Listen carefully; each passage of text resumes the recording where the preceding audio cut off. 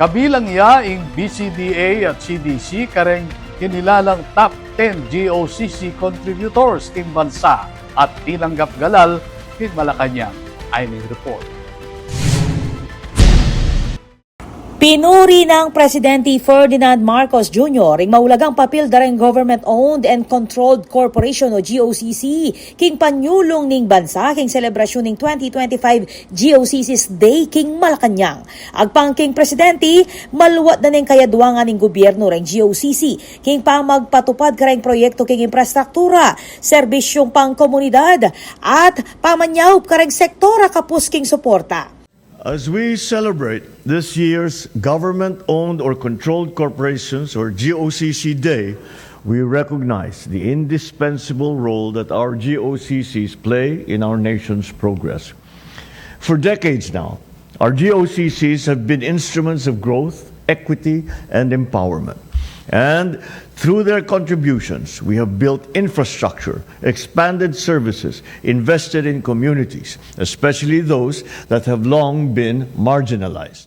Kabilang kareng 53 GOCC ang kinilala, reng 15 ahensya ang may kapag-remit migit metong bilyong pesos at 5 mekisan metong king GOCC Service Caravan inyang July 29 to 30, 2025. Linob kareng manimunang contributor ing Land Bank of the Philippines, Bangko Sentral ng Pilipinas, Philippine Amusement and Gaming Corporation o PAGCOR, Philippine Deposit Insurance Corporation o PDIC, Power Sector Assets and Liabilities Management o SON Corporation. Kaya beya naman keti ing Basis Conversion and Development Authority o BCDA nung nukarin ing kabalen at ing presidente na niti ay Engineer Jake Bingkang ing tinanggap king galal.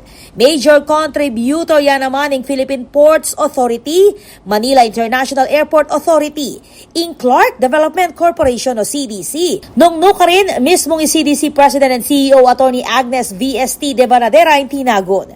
Kabilang nga naman ang Philippine National Oil Company, Philippine Charity Sweepstakes Office, Subic Bay Metropolitan Authority, Maharlika Investment Corporation, Philippine Economic Zone Authority, at ing Philippine Guarantee Corporation. Dagdag ng Marcos Jr., maulagang mag-invest la naman ring GOCC kareng modernong teknolohiya at gawang mas epesyente ing proseso bang mas marakalpang Pilipino ing makinabang. Ako po, Patricia Mamangon para king News Force Pampanga.